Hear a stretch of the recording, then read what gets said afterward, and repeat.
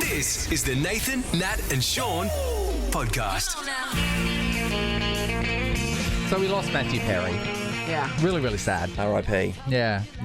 But now we found out what's happening with his will. Very exciting stuff. So he's reportedly worth $182 million. Thanks to that show. Australian. That's amazing, isn't it?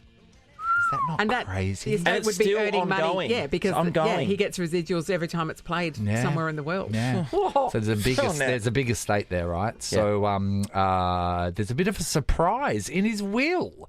So there was a declaration that was created in 2009 where Matthew listed his father, John, his mother, Suzanne, and his sister, his half-sister, Caitlin. So they're getting some money. But there was someone else in the mix, and that's his ex-girlfriend, Rachel Dunn. Now, Rachel, they only dated for 2 years, from 2003 to 2005. So he wrote this will in 2009. So they're it's 4 years down the track, broken up. So, but he must have thought of her very fondly. Well, he did. He said that she was the ex-girlfriend of his dreams. And then in his book, he was actually talking about the fact of, he goes, wait there. You choose career. He said he Chandler Binged the whole situation with her. You know what I mean? He thought about it too much, got in his own head, and he really wishes he didn't do that because right now he says, as I could be looking out onto my beautiful family that I've had with Rachel. Yes. Instead, I'm looking out and I'm living on the ocean, and I'm looking out to the vast ocean. Yes. And it's just me, myself, beautiful house. Yes. But no one in it. Yeah. Yes. Sort of thing. No one really talks too much about how much contact they had since then, or whether he was just holding a flame. But it's reported that she was she's blown away by being included in this will. Yeah, and we're to the tune of $1.5 million. Yeah, we think so. Reportedly. Yeah. That is amazing. Isn't Imagine it? just being out of the blue. It pays to be nice to your exes. I tell you in what, case they turn into millionaires. It is 100%. You fondly. It is the dream, isn't it? It's the dream to suddenly be contacted by someone saying you have been left something in someone's will, especially if it's sort of unexpected. Unreal. How exciting. You couldn't get me there quick enough to that reading. No, you couldn't. Just to see You'd be what front it row. is. I know. Oh. But even you don't have to be at the reading to get it. So it might have just been a phone whatever. call. It's like you'd be I do wait, not what? care. What? The most exciting thing, the most exciting thing would be you're getting this amount of money. Oh. Yeah. And don't do anything for it. The most exciting thing will be there is a trunk here that has been locked for years. Or you get the contents of the safe. Yes, What's in there? There's like a thing that you get something and we don't know what's in it. That would be exciting too. What's in there? Well, you just hope it's, all the gold, all the jewels. Have you ever known anyone to get something in a will and it was a surprise? Yeah, absolutely. So a guy I played footy with, I'll leave his name out of it for now, but we had just finished football, but he was using a guy as a mentor, business mentor, and he wanted to go down that track. Small-time business at this time, but he was using this guy. And so they got him really famously. All the time they have coffee, advice. they get advice, and he was just hoping that when footy all was done and dusted, that he would have something to go to. Anyway, this guy... he passed away. He had a heart attack, and he was quite a young man. And my friend got an invitation to come along to the will. He went along, and then he realised that he had been made executive chairman of the board of a gold mine that was just operational in Peru. In Peru. A Peruvian gold mine. Within days, he was on a plane to Peru, South America. To look at his gold mine? So he didn't own the gold mine. How did it work? So he was the chairman of the board? Yep. So he took responsibility of the gold mine. Yes. But had to learn everything about it. But he would have to have had a stake in there, don't he? Because No, he didn't have anything. you can't. But You you can. can't. But, You can. What, in the will, you can leave someone a job? Oh, sorry. Sorry, that guy had... Yeah. It was his thing. So he got a share in the mine? What you're saying to us is like he just it's like I die and I leave this job to my friend. Oh, you're now part of the breakfast show. Oh, no, what do you mean? No, too bad. I left you my job.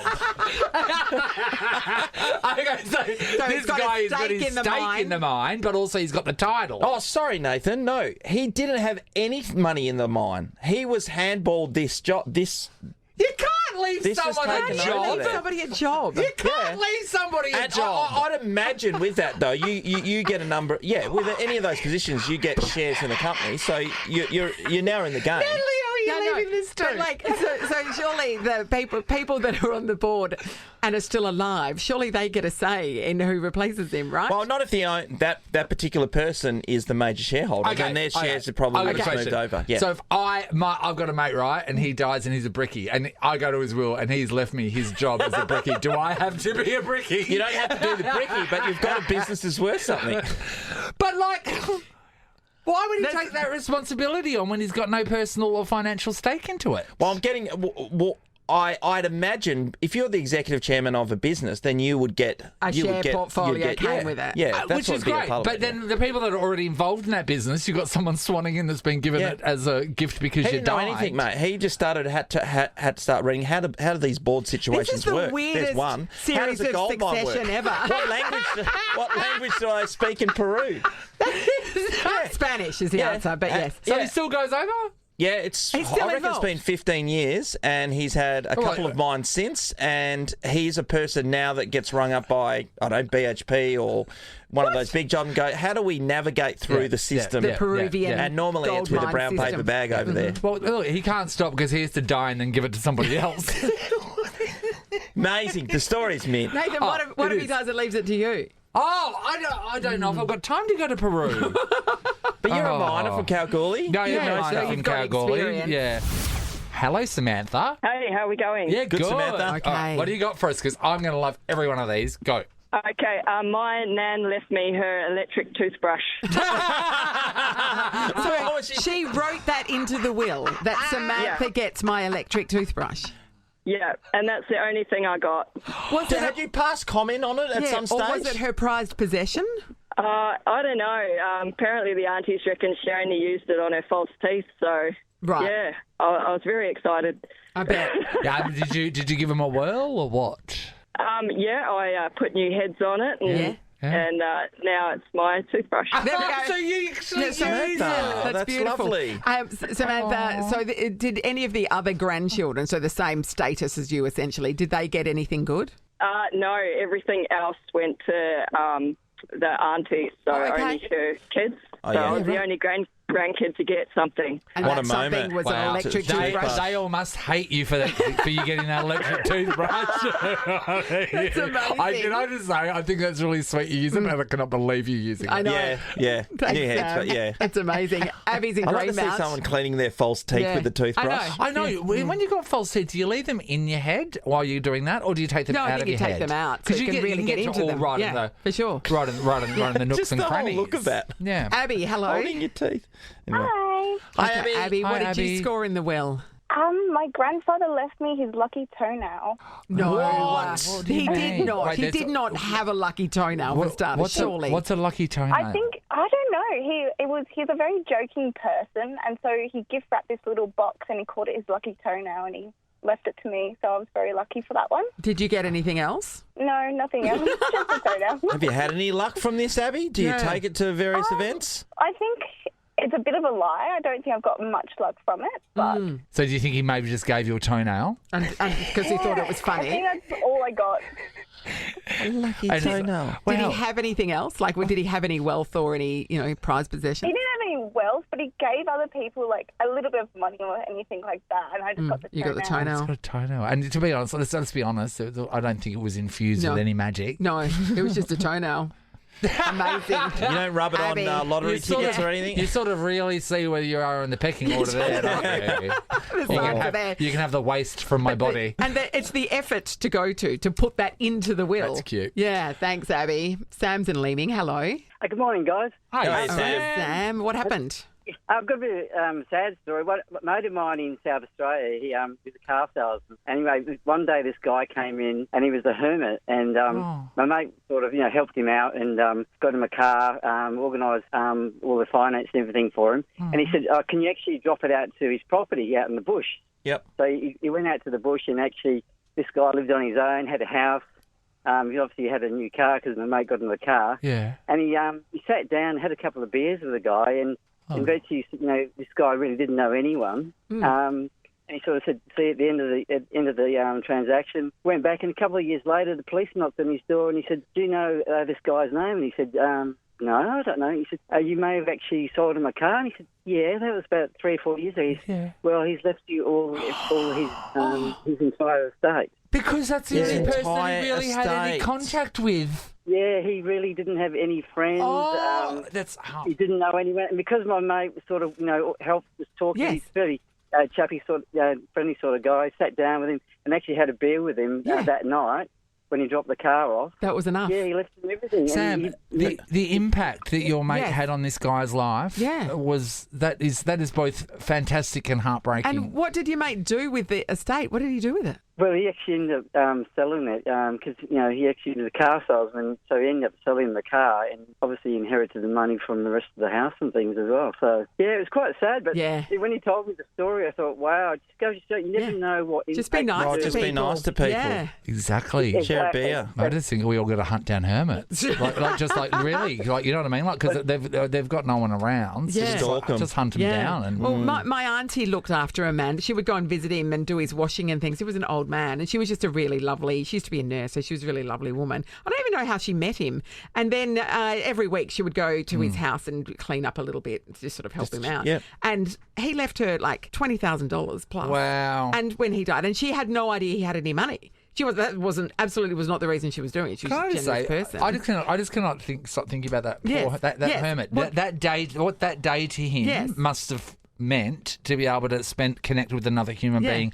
To live with him for that long and then for it to... I know, and you wonder if he'd been thinking about, because he's written him into the will at some point. Was it immediately after that? Was it down the track? Had there just been... Was he waiting for somebody to come along? Who was the last person I had a connection with, and that was that guy, and it was a couple of beers. Yeah. That is, oh my God. Everyone, make sure if you've got someone in your street and they look like they're lonely, go and knock on their door and to see if they're okay.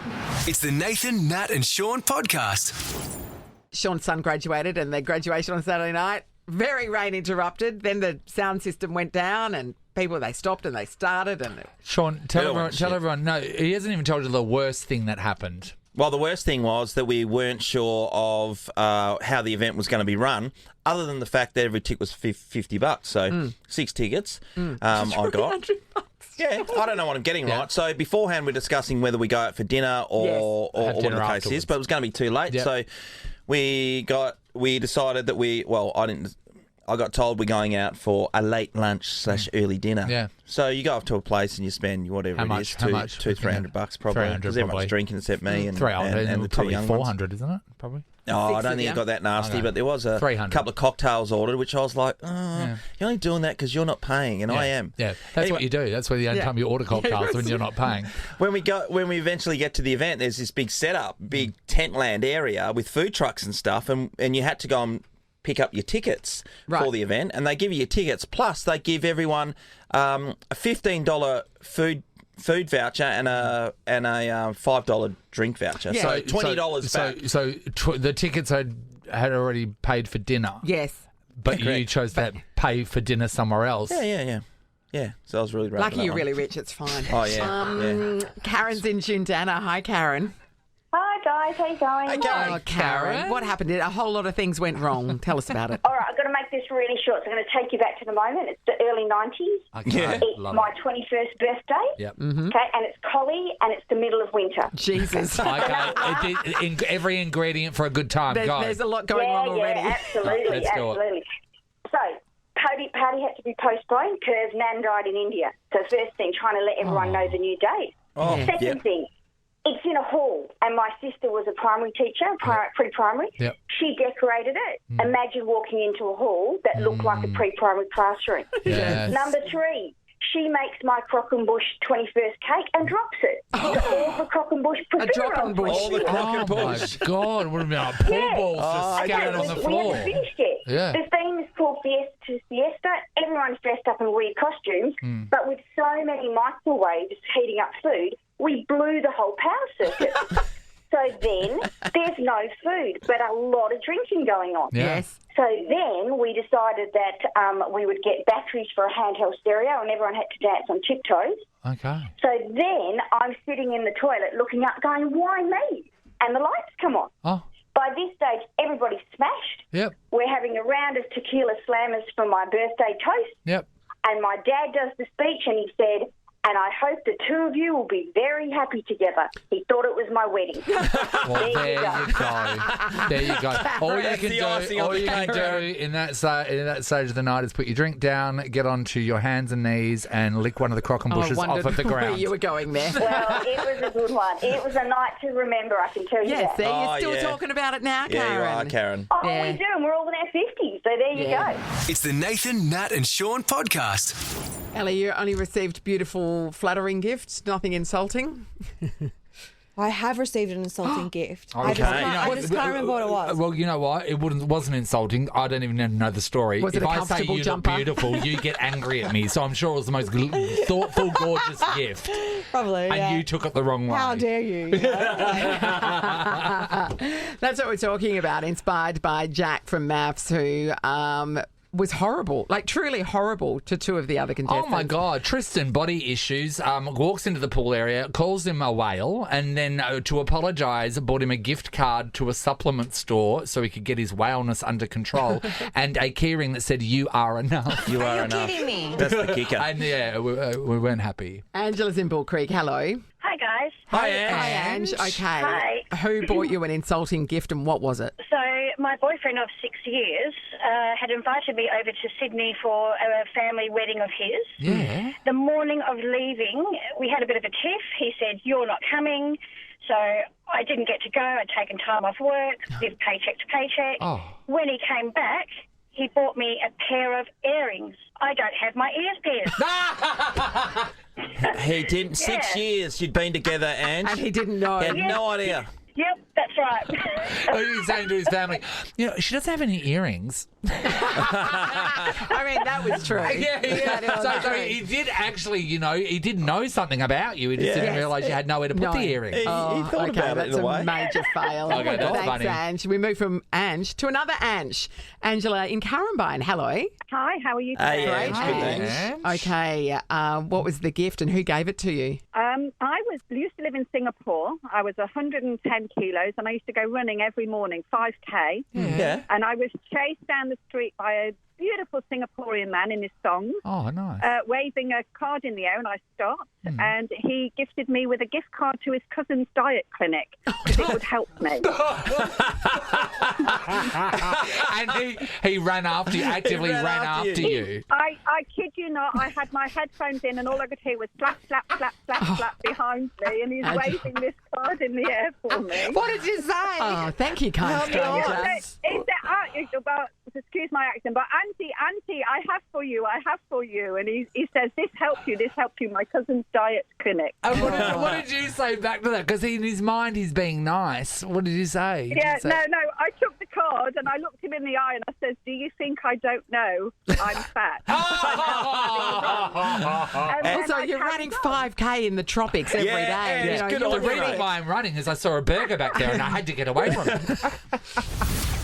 Let's see what Vanessa got. Hi, Vanessa. Hey, it was my father-in-law, Yeah. and he actually got his mother-in-law a lifetime membership to Jenny Craig. Oh, Lifetime. no, unless they have specifically asked for that. No, and also Jenny. Do not. That's not a good gift because Jenny Craig collapsed. Yes, that's right.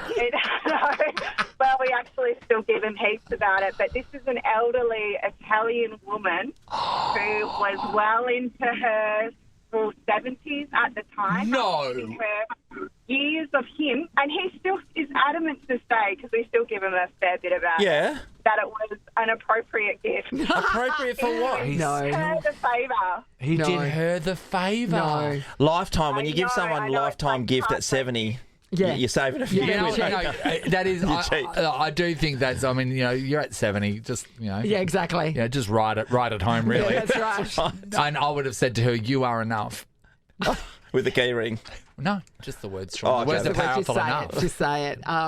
Thanks, Vanessa. Claire is in Banksia Grove. Hi, Claire. Hi, how you going? Good, Claire. Okay, Claire. Loving Who these. gave you the insulting gift and what was it? So it was my ex-mother-in-law. She gave me a book on how to clean your house in 5 minutes. That's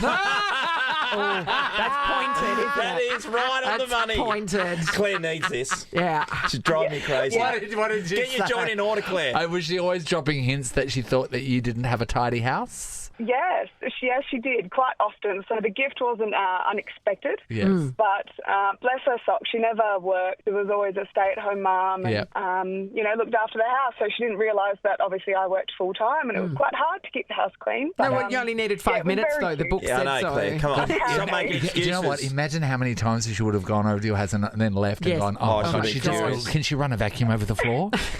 She would have been furious. I'm pretty sure every time she walked in, she'd be running a finger along the shelf going... Any danger of dusting this? So I want to know, it is an insulting gift. Did you read it? And can you do a little bit of a spruce in 5 minutes? No, to be honest, I didn't open it, but it's sitting on the shelf so that she knows it's still there. I didn't have the heart to throw it out. Yeah, it's all dusty, though, which really annoys her. That's a good point. I should probably check. Actually, I don't know if I still have it. I should check if I still have it that's somewhere. too funny. Thanks, Claire. Nathan, Nat and Sean is a Nova podcast. For more great comedy shows like this, head to novapodcasts.com.au. Nova.